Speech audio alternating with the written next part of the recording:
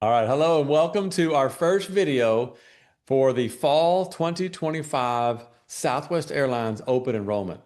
I'm excited to be here with John Schultz, previously airline corporate fractional. I said it all wrong, John. Is it fractional? You did FlexJet, you did some other flying.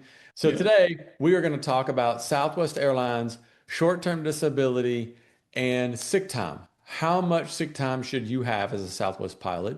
And should you have short-term disability? Under what conditions? What is it? Should you have it? And what good is it? So, John, what's the first thing you think we should address today as far as sick time in general? So I think the first most important thing is if you have one sick trip per month, you'll still accrue vacation, and that'll also get you profit sharing. And that's one sick trip per month. Every month you're disabled.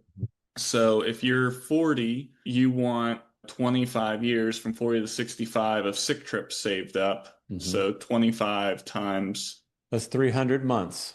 300 months. So you'd want 300 sick Yeah, trips there you go. to cover you from 40 to 65, and then you would still get vacation and profit sharing. Yeah, that's right. And just to clarify, if you're on disability, you're going to want to use and tell your chief pilot or scheduling one sick trip a month, because in accordance with the contract of Section 14 Bravo 6, that's going to help you to continue to accumulate vacation, one sick trip a month.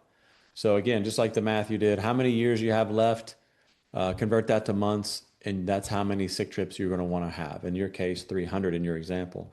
You also are going to get profit sharing by doing that as well. You don't quite need one per month for profit sharing, and that's in the contract section 5 Bravo 4. So check that out. But nonetheless, that will get you both vacation and profit sharing. So that's huge. So that's maybe a baseline to think about on how much sick time we should have. What else, John? What else are you thinking about? Put you on Um, the spot. yeah, I know.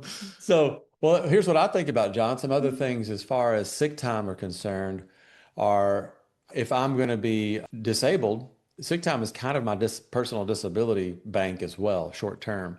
Now, you might also have short-term disability, but it's for 2 months, and it's going to have a 2-week exclusion period. So let's say that you're disabled, short-term disability is not going to pay anything for 2 weeks, period. So you need something, either some cash reserves or your sick time to get you through there. And then sick time is only $2,500 a week. Is that right, John? So I mean, a lot of Yep. folks are making more than that. Yeah, so yeah, the short-term disability 14-day elimination period, as Charlie said, Hmm. only lasts 46 days maximum. It's Yeah. 50% of your pre-disability earnings, but yeah, there's a maximum of $2,500 a week, but it is non-taxable at least. Perfect. Yeah, I think Um, I forgot about that. It is none of the disabilities, short-term disability, long-term disability, not taxable ever. Sometimes people get those confused with loss of license, which we'll talk about in another video. But yeah, I'm glad you mentioned that. Yeah. So another thing to consider is if you're between age 60 and 64, you could get rid of your short-term disability coverage if you have enough sick time to cover that period. If you Mhm. have the extra sick trips and you're not using them, that's a nice buffer and that saves you a little bit of a monthly premium on the short-term disability. Absolutely. Yeah.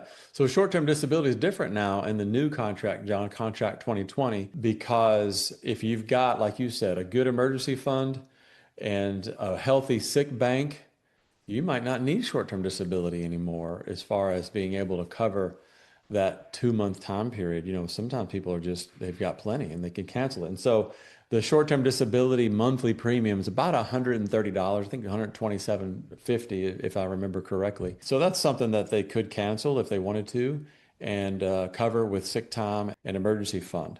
So we've covered today how much sick time is adequate. And you talked about your age has a lot to do with it. If you went disabled today, how much sick time would you need?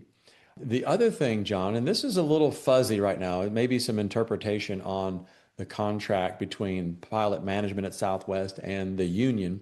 So what's happening is we've heard a couple stories of people becoming or thinking they might be disabled. You don't really know right away, right? You have something wrong with you, and maybe you called out sick. You're in this gray area of determining what you need. Well, what we've seen is that if you've already bid your previous month's schedule, or maybe you've already flown it and it's the very beginning of the next month, and you've already bid the following month, you could be on the hook for 2 months of sick time. If they wipe out the past month, if you say, hey, I'm out for the next month, they could immediately, and this is again a little fuzzy, they could immediately say, we're going to charge you last month's sick time and next month's sick time.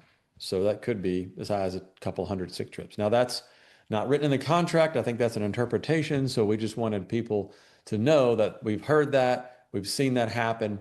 Use caution for that, and maybe lean on the side of maybe I should have a little bit more sick time than I thought. So, John, is there a number that you would throw out there after all these discussions? We've kind of muddied the water a tad bit, but what would you throw out there for sick time? How much would you have? Me personally, I would have at least the bare minimum of months till 65, and then I'd probably have at least another 100 or 110, whatever I'm doing monthly. Hopefully, I won't get unlucky and have 2 whole months wiped out by that. Again, we're not 100% sure on, that interpretation, but I mean, that would be a good number to at least be somewhat stable. Yes. With a good emergency fund too. Absolutely. Yeah, I love it. And, if sick time is your time, it's written in the contract. People use it for quality of life, and I think that's totally acceptable, of course. But it is also our short-term disability / emergency fund. So it might make sense. It might be prudent, as we like to say, John, to keep some sick time in case those things happen. And you're right. I think 300, 400, 500 might be a good number. 500 on the high side a little bit, maybe, and 2 and 3 on the low side, just to make sure that you're covered for those couple months. Just our thoughts and opinions from what we've seen. So we hope this video has been useful to our Southwest pilots. We appreciate you. Please feel free to reach out to me or John. My email is Charlie, CHARLIE, at leadingedgeplanning.com. And we've got Jonathan at leadingedgeplanning.com. If you have any questions for us, please share the video if you think anybody could benefit from that.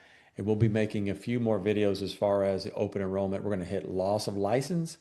We're going to hit long-term disability. Those open enrollment periods are coming up. And then we'll also hit probably some healthcare decisions, health savings plan, regular plan, pros, cons, all that good stuff, John. So it's an exciting time of year for us, right? Oh, yeah. All right. Thanks, and God bless. Leading Edge Financial Planning, LLC is a registered investment advisor. Advisory services are only offered to clients or prospective clients where Leading Edge Financial Planning and its representatives are properly licensed or exempt from licensure. For additional information, please visit our website at www.leadingedgeplanning.com. The information provided is for educational and informational purposes only and does not constitute investment advice, and it should not be relied on as such. It should not be considered a solicitation to buy or an offer to sell a security. It does not take into account any investor's particular investment objectives, strategies, tax status, or investment horizon. You should consult your attorney or tax advisor.